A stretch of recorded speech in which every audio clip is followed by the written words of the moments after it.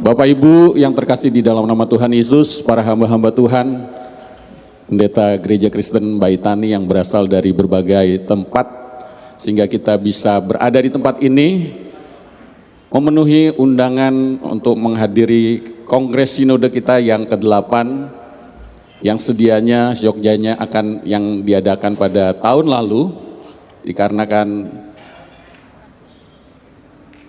ada sedikit gangguan kesehatan ya di bangsa kita dan juga di luar. Oleh sebab itu kongres kita tertunda sampai 1 tahun, sehingga kita boleh laksanakan pada hari ini. Merupakan satu kebahagiaan kita bisa berkumpul bersama-sama.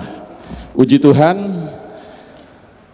Saya ucapkan selamat datang buat setiap kita, Bapak Ibu yang terkasih di dalam nama Tuhan Yesus. Oleh sebab itu kita akan menyambut para hamba-hamba Tuhan yang luar biasa. Kita akan menyambut mulai dari setiap BPD.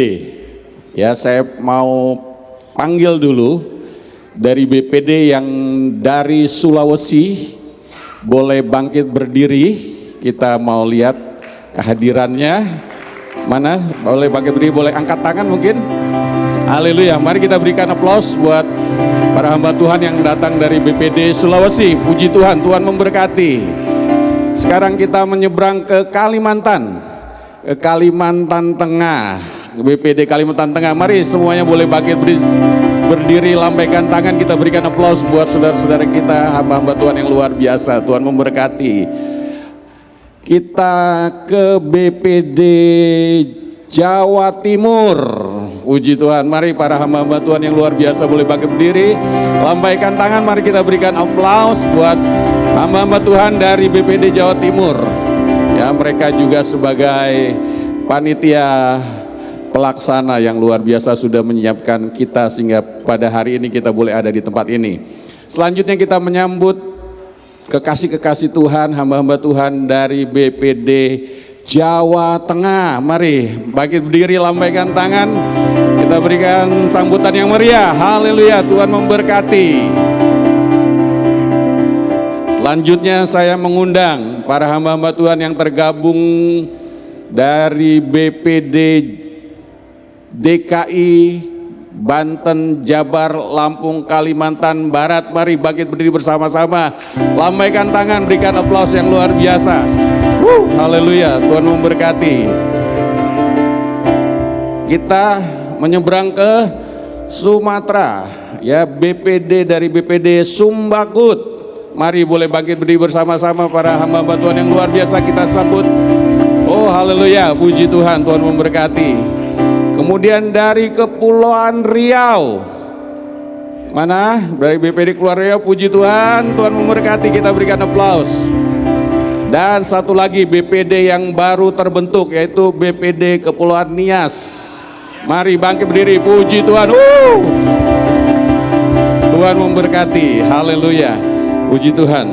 Selamat datang semuanya hamba-hamba Tuhan. Untuk sebentar kita akan masuk di dalam kongres kita yang luar biasa. Oleh sebab itu nanti sebelum kongres ini dibuka, kita akan menyanyikan lagu Indonesia Raya, lagu kebangsaan kita. Oleh sebab itu nanti saya serahkan kepada Bapak Pendeta Yosua Anugrah. Puji Tuhan. Saya undang kita boleh bangkit berdiri bersama-sama.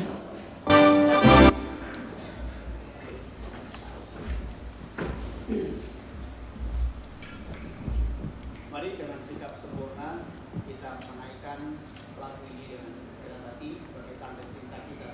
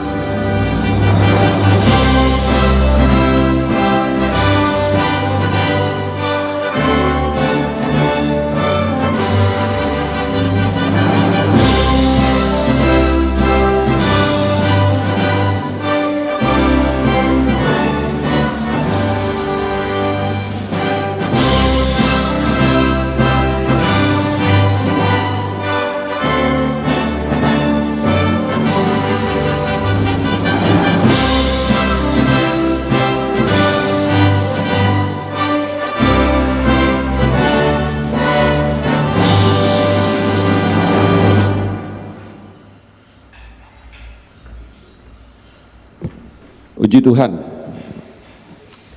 Selanjutnya,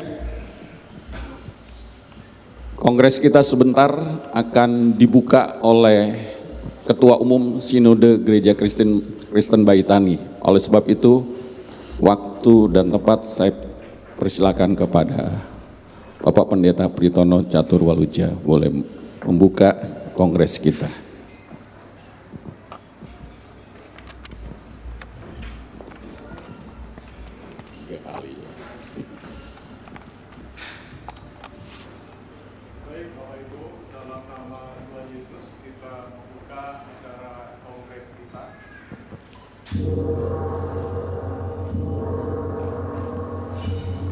Mari kita berikan aplaus.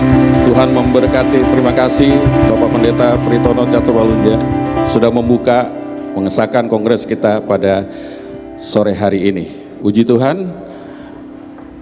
Waktu selanjutnya saya serahkan kepada Bapak Pendeta Paulus Martin untuk memimpin kita di dalam ibadah pembukaan.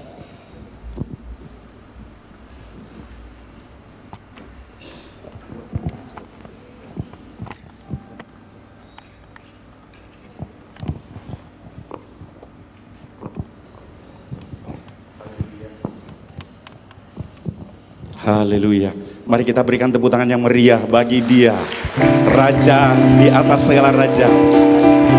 Sukacita terbaik apabila kita pada hari ini mengungkapkan rasa bahagia kita karena kita ada di sini. Tuhan punya rencana yang dahsyat. Bilang di kiri kananmu, Tuhan punya rencana yang dahsyat. Haleluya. Puji Tuhan. Sekali lagi bagi Dia kemuliaan sampai selama-lamanya. Beri tepuk tangan sekali lagi bagi Dia, Tuhan. Amin. Kita akan menyembah Dia sebab Dia layak dipuji. Terima kasih Tuhan. Bagi Engkau yang layak disembah, anak domba yang kudus. Engkau yang bertakhta di atas pujian kami. Biarlah segala suku bangsa menyembah nama-Mu dan mengatakan, Engkau Tuhan yang ajaib. Haleluya.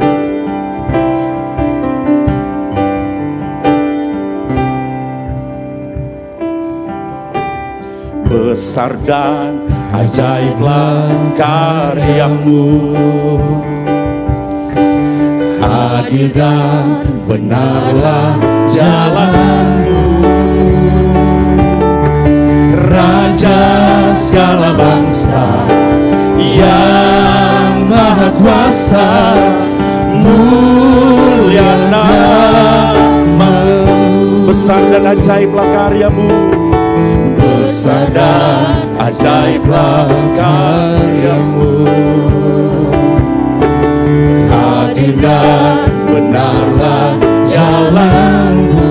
Raja segala bangsa, Raja segala bangsa yang maha kuasa, mulia nama-Mu. Serukan layaklah segala bangsa, layaklah segala bangsa sujud kepadamu.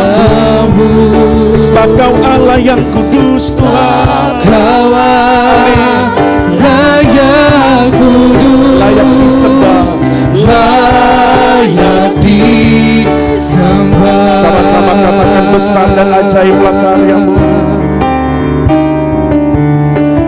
besar dan ajaiblah karya-Mu, adil dan benarlah, adil dan benarlah jalan-Mu. Raja segala bangsa, Raja segala bangsa yang maha kuasa, mulia nama-Mu. Layaklah segala bangsa, segala bangsa sujud kepadamu. Sebab Kau layak kudus, layak. Kita sama-sama berdiri, katakan layaklah segala bangsa,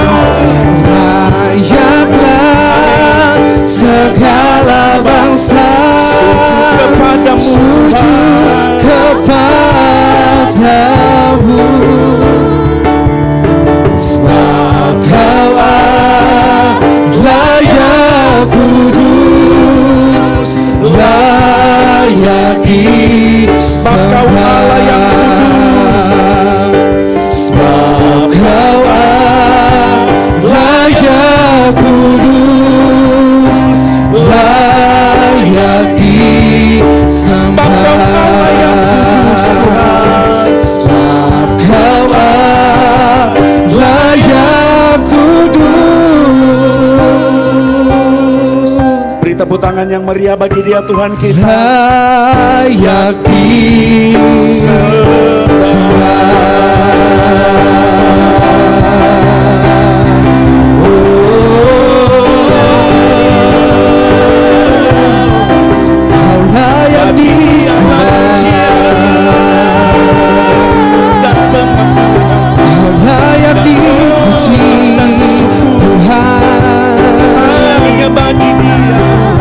sebab kami agungkan, sebab Kau Raja kami yang layak terima kemuliaan. hanya Kau satu-satunya, hanya nama-Mu, oh hanya nama-Mu. Ajaiblah karya-Mu, ajaiblah karya-Mu di dalam hidupku.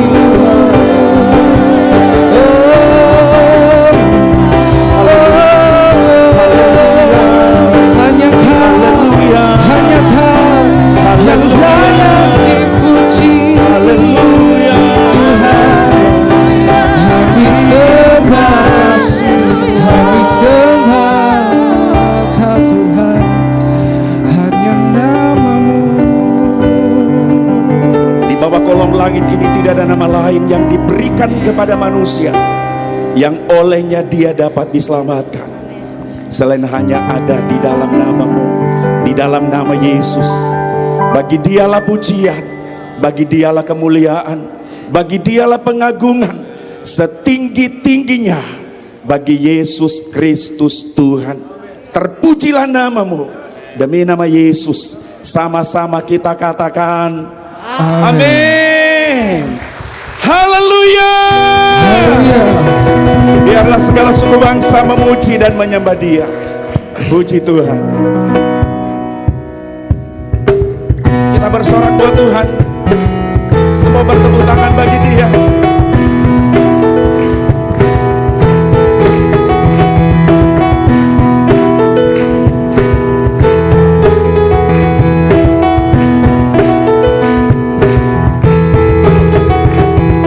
Langit dan bumi, pujilah Tuhan, sebab Dia ciptakan semuanya.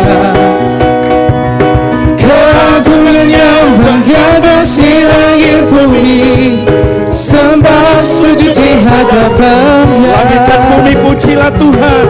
Langit dan bumi, pujilah Tuhan, sebab Dia ciptakan semuanya. Keagungan-Nya menghiasi langit bumi, sembah sujud di hadapan-Nya. Ku puji, ku sembah, ku puji, ku sembah Yesus Kristus Sang Penebusku. Ku puji, ku sembah, ku puji, ku sembah Yesus Tuhan dan Rajaku.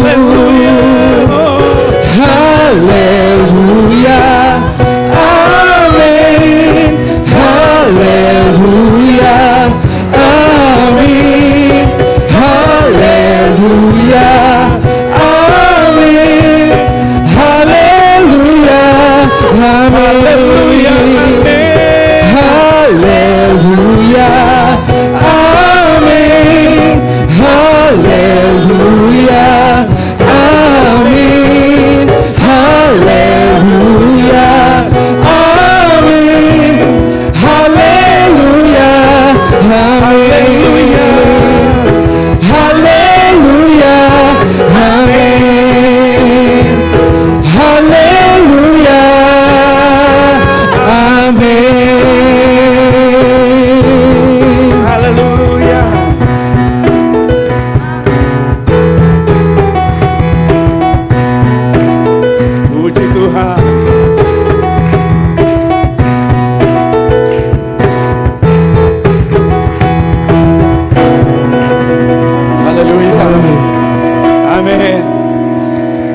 Karena kita ada di Pulau Jawa, saya diberi tugas. Saya biasa bahasa Dayak, hari ini harus pakai bahasa Jawa. Amin. Kita setuju Bapak Ibu? Kita mau menari buat Tuhan, amin. Kita nyanyi lagu Jawa sama-sama, bareng-bareng Bapak Ibu. Ngandol Gusti. Gandol. Gandol. Ya, sorry kalau salah pengucapan. Semua menari.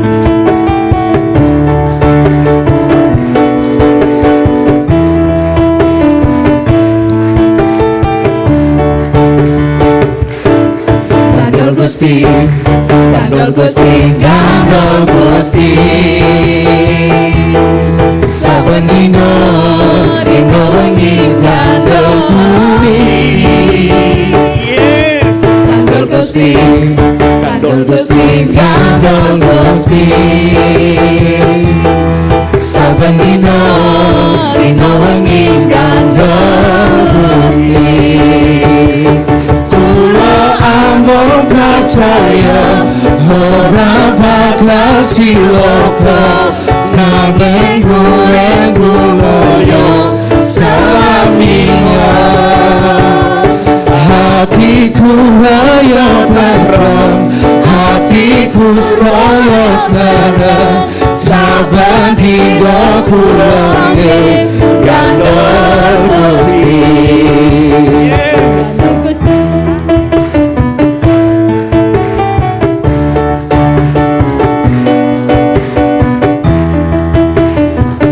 Kita nyanyi dari awal Bapak Ibu. Gandol Gusti, Gandol Gusti, Gandol Gusti.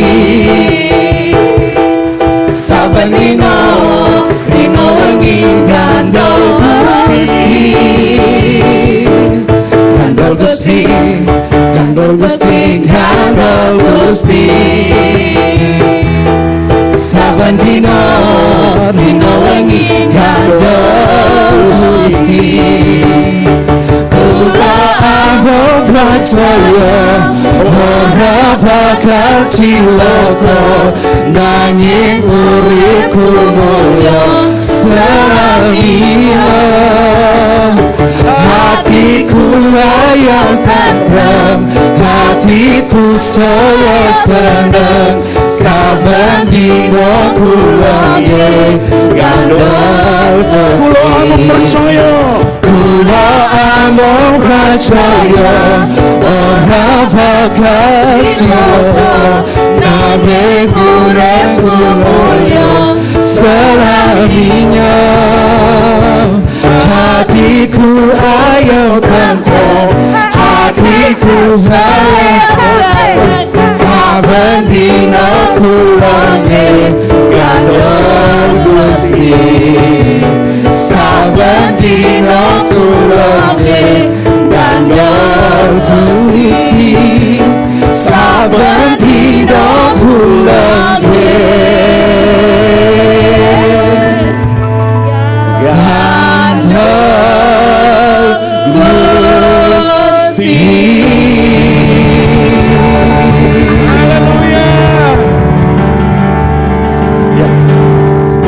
Bapak Ibu disilakan duduk. Firman Tuhan adalah kekuatan bagi setiap kita. Terima kasih Tuhan.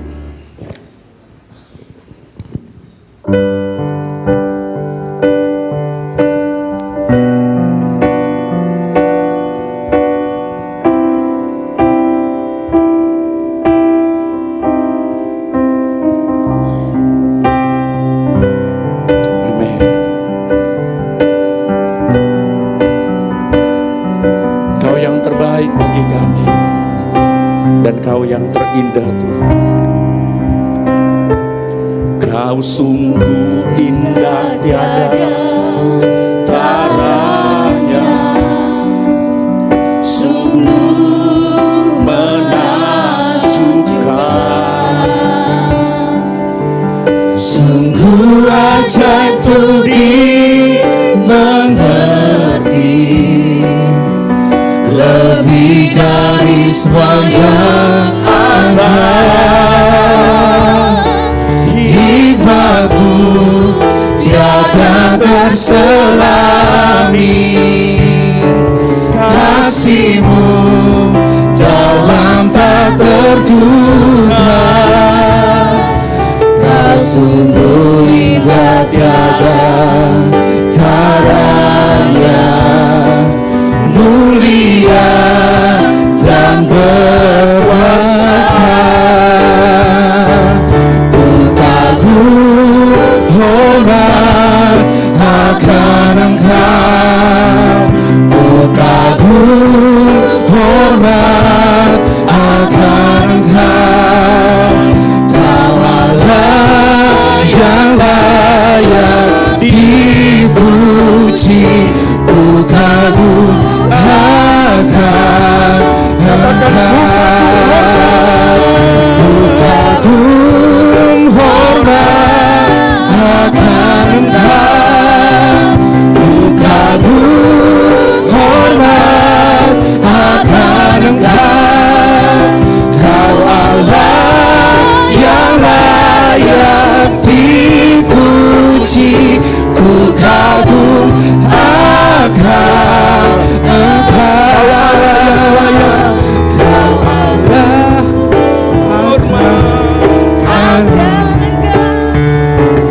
ku kagum akan Engkau.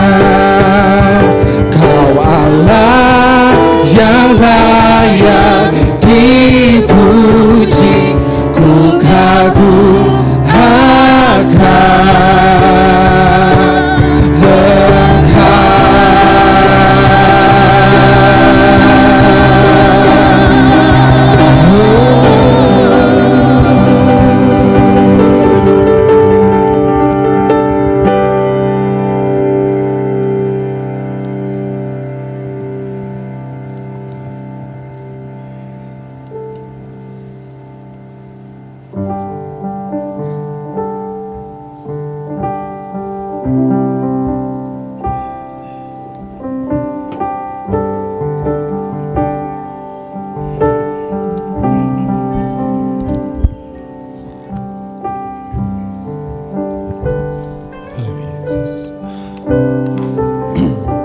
Terima kasih ya Tuhan.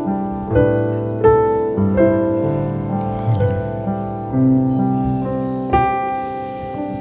Kami sungguh mengucap syukur Tuhan untuk semua kebaikan yang telah Tuhan limpahkan buat kami. Dari berbagai tempat Engkau telah kumpulkan kami, dari ujung barat, ujung timur, selatan, utara. Hamba-hambamu telah Engkau kumpulkan di tempat ini. Kami percaya ini bukan suatu kebetulan, tetapi inilah penentuan dan rencana Tuhan di dalam kehendaknya yang agung untuk semakin kami menyebarluaskan Injil Kerajaan-Mu ke berbagai tempat demi kemuliaan nama Tuhan. Sebelum kami melakukan berbagai persidangan untuk menentukan langkah-langkah strategis kami di dalam kehidupan kami bersinode, kami akan mendasarkan pembicaraan kami ini berdasarkan kebenaran firman Tuhan. Itu sebabnya ya Tuhan, urapilah hamba-Mu, urapilah kami semua, agar kami boleh mengerti apa yang ingin Tuhan sampaikan kepada kami, untuk kami kerjakan di dalam langkah kehidupan kami dan gerak pelayanan kami. Terima kasih ya Tuhan. Inilah doa kami. Di dalam nama Tuhan Yesus kami mengucap syukur dan berdoa. Haleluya. Amin. Salam Bapak Ibu. Sekali lagi salam. Puji Tuhan. Sungguh luar biasa waktu yang Tuhan tentukan buat kita, sehingga pada kesempatan hari ini ya, sore hari ini kita bisa bertemu.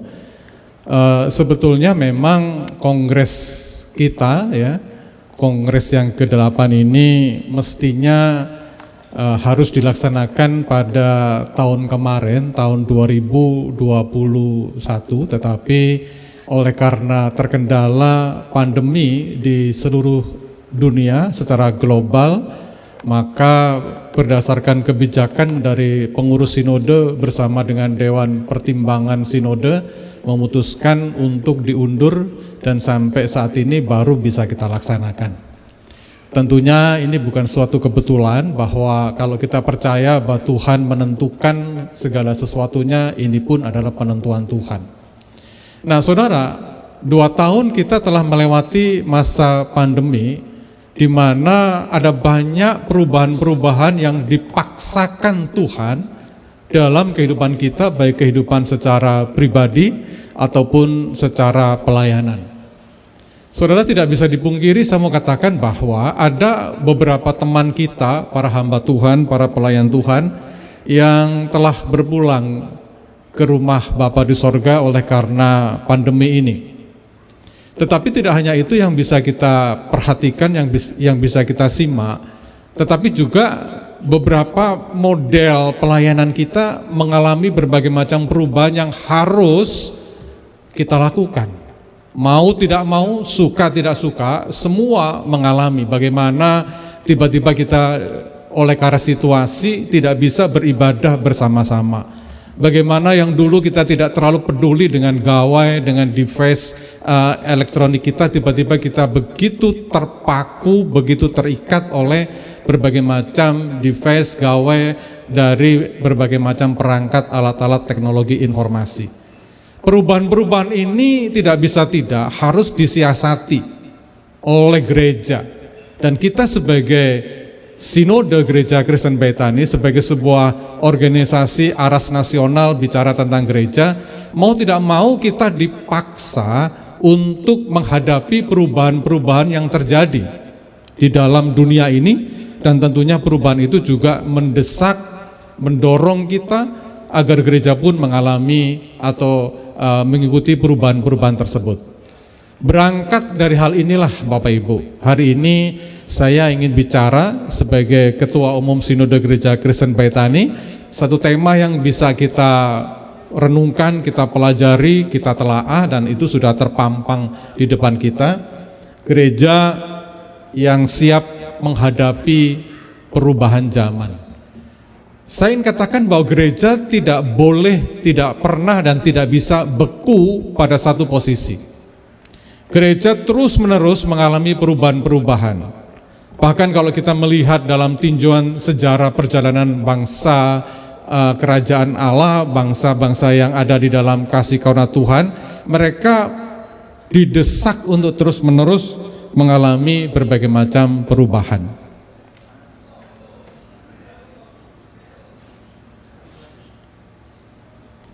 Bisa nggak pointernya ini berjalan, Pak Yos? Ya, kita akan melihat ada satu teks yang ingin saya sampaikan, yang ingin kita bisa ajak bersama-sama membaca, saudara ya. Di dalam Lukas pasal 12 ayat yang ke-54, ya, demikian firman Tuhan. Yesus berkata pula kepada orang banyak. Saya baca.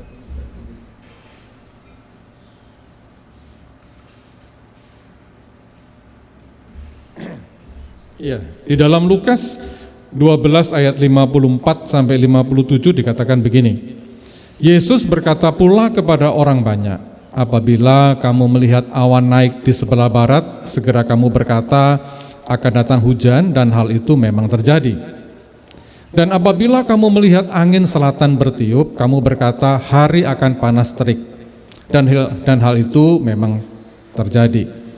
Hai orang munafik, rupa bumi dan langit kamu tahu menilainya, mengapakah kamu tidak dapat menilai zaman ini? Dan mengapakah engkau juga tidak memutuskan sendiri apa yang benar? Nasihat Tuhan Yesus secara tertulis memang memberikan teguran kepada orang-orang di masa Tuhan Yesus terkait tentang kedatangan Tuhan yang kedua kali, sehingga mereka diharuskan untuk bisa menilai zaman. Tetapi bagi saya dan bagi kita semua, bukankah ayat ini juga berlaku di sepanjang zaman, sepanjang abad? Sehingga teks ini tentunya juga berlaku bagi kita di dalam zaman kita sendiri. Dan hari ini Tuhan Yesus di dalam kesempatan yang sama pada sore hari ini berkata, mengapa kita ini tidak dapat menilai zaman? Artinya apa? Kita dituntut untuk bisa menilai zaman. Dan zaman yang kita hadapi sekarang ini adalah zaman yang terus menerus ya terjadi perubahan-perubahan yang sedemikian cepat. Luar biasa perubahan-perubahan itu. Saya minta tolong Mas Yos, mungkin kok nggak bisa jalan, atau saya minta tolong Mas Yos biar yang langsung klik-klik ya daripada saya pointer di situ.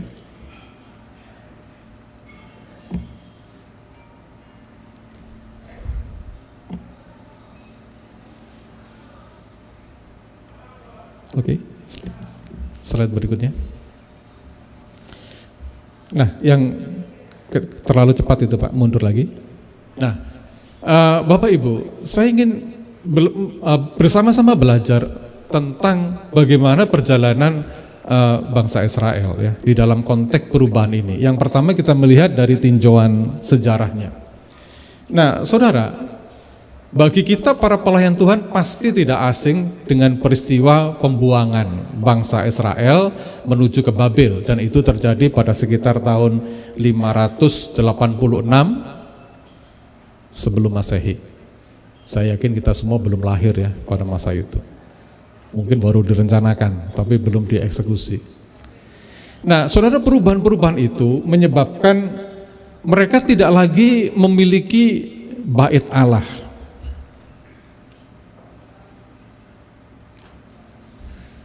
Oleh karena mereka tidak lagi memiliki bait Allah karena mereka dibuang ke Babel, maka yang terjadi adalah ritual-ritual yang berkaitan dengan bagaimana mereka menyembah kepada Tuhan di bait Allah tidak bisa mereka laksanakan, tidak bisa mereka lakukan. Mereka harus menyesuaikan diri, beradaptasi dengan situasi yang baru di Babel. Itu sebabnya ketika pembuangan itu terjadi, maka bangsa Israel mulai melakukan penyesuaian-penyesuaian tertentu. Misalkan, mereka tidak lagi bisa berpusat ibadah di bait Allah, tapi mereka kemudian mulai menyiasati dengan membangun beberapa tempat-tempat ibadah di luar Yerusalem. Bermunculanlah yang namanya sinagoge-sinagoge. Dan fokus keagamaan mereka tidak lagi berfokus pada ritual keagamaan di bait Allah dengan melakukan korban dan sebagainya, tapi mereka mulai berubah ibadahnya, mulai berfokus kepada ketaatan. Yang berikutnya, next Pak.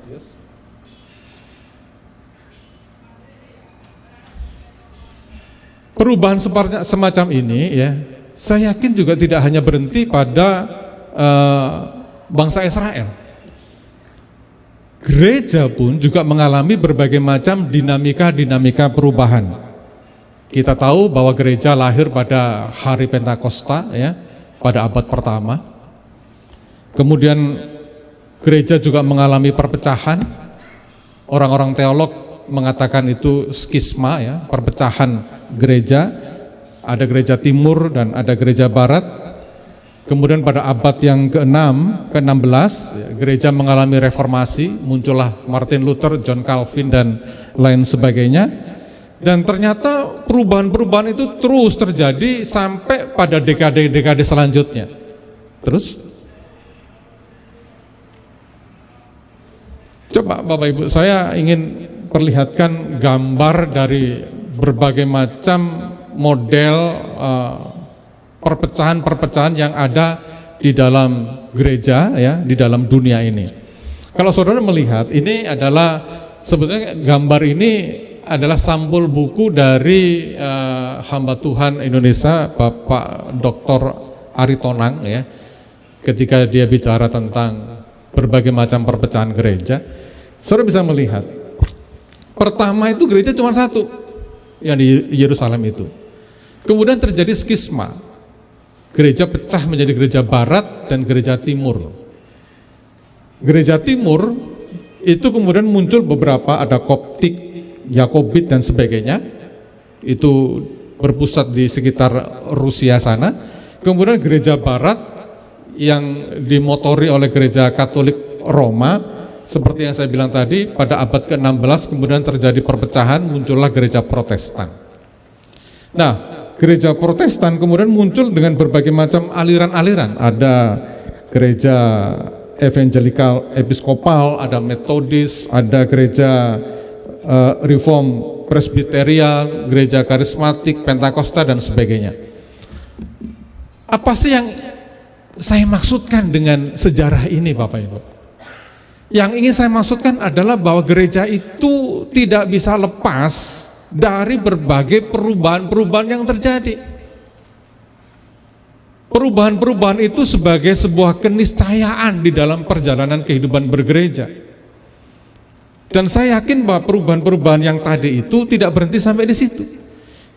Bahkan kalau saudara melihat ya, dalam direktorat Kemenak, sinode yang ada di Indonesia ini pada sekitar 5 tahun lalu sudah tercatat sebanyak 336 sinode se-Indonesia. Tentunya sekarang lebih bertambah lagi karena ada muncul banyak sinode-sinode yang baru. Artinya adalah bahwa perpecahan itu, perubahan-perubahan dalam bergereja itu terus ada. Itu faktanya. Terus, nah saudara,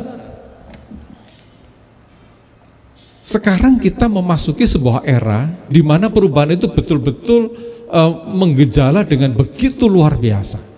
Nah, salah satu perubahan yang menjadi perhatian kita adalah perubahan oleh karena perkembangan teknologi digital, khususnya teknologi informasi. Bermunculan media sosial dan lain sebagainya. Nah, yang ingin saya sampaikan adalah bahwa kita nggak bisa acuh tak acuh, bersikap tidak peduli, nggak bisa. Ini sesuatu yang harus kita hadapi, gitu loh. Nah, perubahan-perubahan itu dipicu oleh kemajuan pesat teknologi informasi komunikasi digital, dan ada beberapa dampak yang akan kita lihat. Yang pertama, dampak secara positif.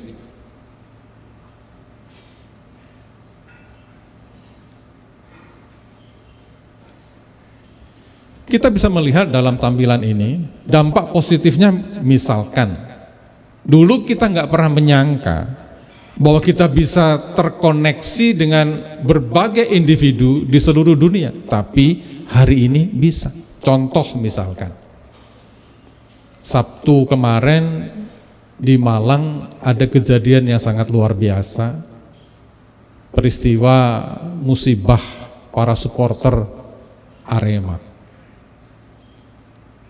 Sabtu malam kejadian itu terjadi, diberitakan sudah sekitar 172 orang yang meninggal.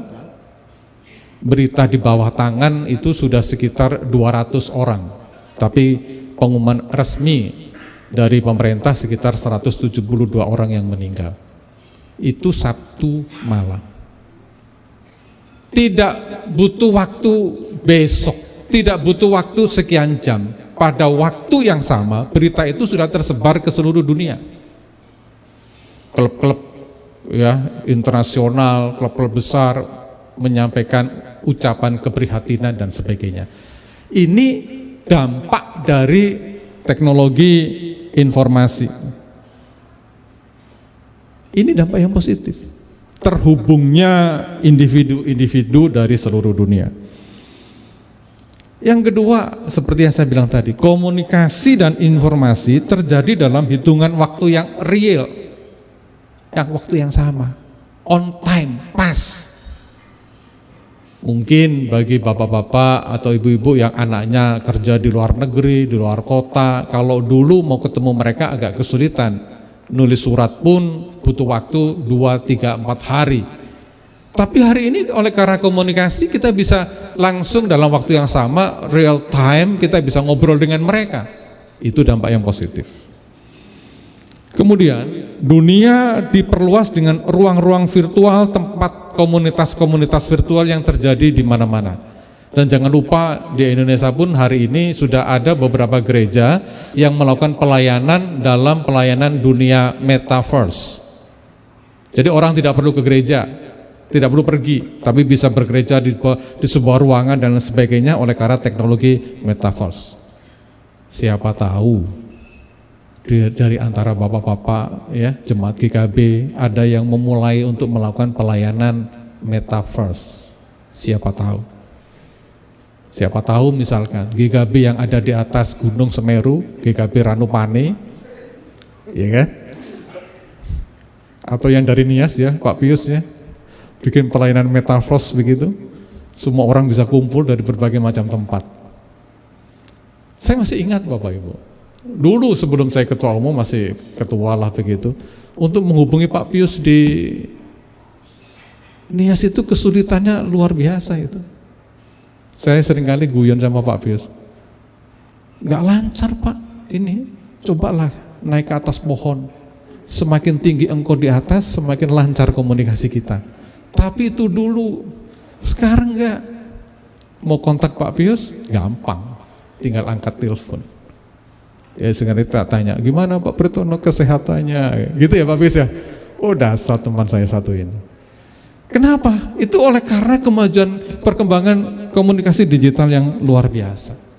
Yang berikut, fakta yang positif, dampak yang positif.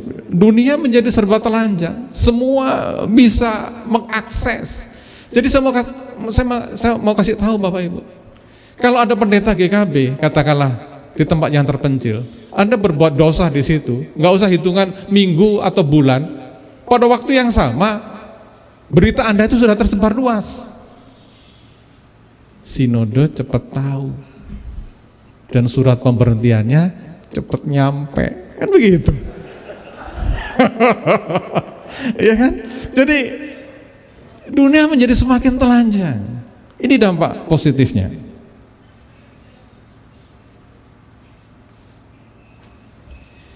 Tentunya keseimbangan itu juga kalau ada positif, ada negatif. Apa dampak negatifnya? Oleh karena kemajuan teknologi itu tersedia ruang penyebaran hoax yang luar biasa. Ujaran kebencian, ya, kampanye hitam, fitnah, pornografi. Yang saya yakin hamba-hamba Tuhan GKB se-Indonesia tidak pernah mengakses hal-hal yang bersifat pornografi. Amin Bapak-bapak.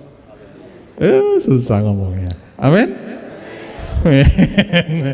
Nanti yang akses itu ketahuan loh Bapak. Jejak digital itu nggak bisa terhapus. Kemudian yang kedua misalkan klaim-klaim kebenaran itu menjadi selera banyak orang. Dulu ya, orang lihat YouTube itu sekedar lihat tayangan video orang nyanyi, potongan-potongan film dan sebagainya. Tapi hari ini gencar apa? Perdebatan, apologet, nyalain ini itu dan sebagainya. Banyak orang yang mengklaim paling benar, bahkan dalam bidang keagamaan. Terlepas apa denominasinya, mereka merasa paling benar. Sehingga apologet Kristen hari ini bermunculan dengan luar biasa bak jamur di musim hujan. Kalau dulu para teolog itu disebut sebagai teolog kalau sudah menghasilkan buku yang tebal-tebal. Tapi hari ini ada teolog-teolog Facebook, ada teolog-teolog TikTok, ada teolog-teolog YouTube. Jangan-jangan nanti di antara kita juga ada yang seperti itu kan? Gak apa-apa juga sih kalau apa yang diajarkan itu benar. Tapi kalau merasa benar sendiri itu bermasalah. Ruang-ruang virtual dimanfaatkan oleh pihak-pihak tertentu untuk melakukan kejahatan seperti penipuan dan sebagainya. Bagi para gembala jangan mudah tertipu ya dengan berita-berita ada hadiah, ada promo dan sebagainya. Itu dampak-dampak yang negatif.